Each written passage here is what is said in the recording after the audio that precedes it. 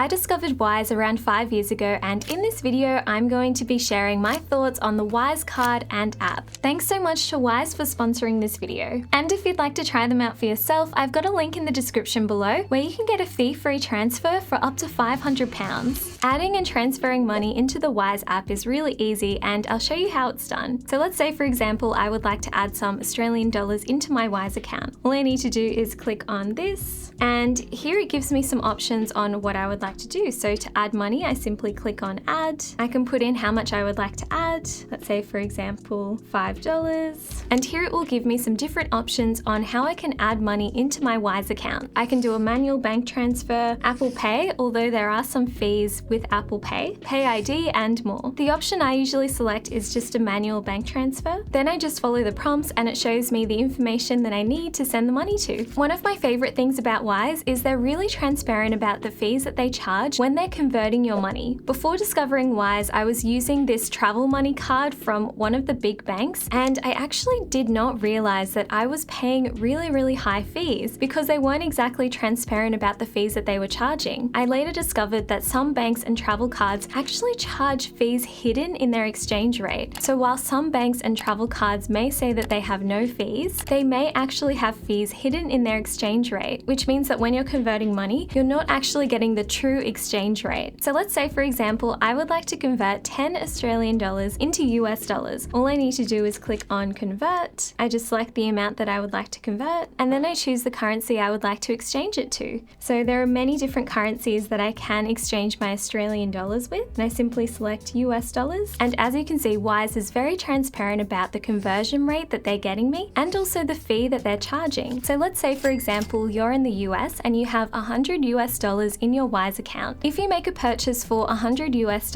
it's completely free because you already have that $100 US in your Wise account. However, if you have no US dollars in your account and you make a purchase for $100 US, then Wise will convert your money into US dollars. However, there may be an extra currency conversion fee. So that's why it's really important to ensure that you do have the right amount of currency in your Wise account before you make any purchases. Another way to avoid fees when you are traveling abroad is to always choose to be charged in the local currency. And the reason why is some providers may choose to charge their own currency exchange fees on top if you do choose to pay in your home currency. Another feature that I really love is the Wise physical card and also the Wise digital cards. You can control the Wise physical card all within the Wise app. You can set spending limits. You can also change the PIN of your Wise physical card, and this really comes in handy if you're a bit forgetful like me and you may forget your PIN when you are trying to withdraw money from an ATM. And you can also freeze or replace your card as well. And you can also set up Wise digital cards as well. And this can really come in handy. Let's say, for example, if you are purchasing a subscription from an overseas website and you don't want to pay any foreign exchange fees, what you can do is use a Wise digital card and you can control it all within the app. You can put spending limits on your account and even freeze your card if you want to. This can be particularly handy when you are shopping on the internet because some sites can be a little bit dodgy. Using the Wise card is really easy because it is a Visa card. It's accepted in most countries all around the world. And you can also use the Wise card to withdraw money from ATMs. Wise doesn't charge you any fees for withdrawing money that you already have in your account. So let's say, for example, you have $100 US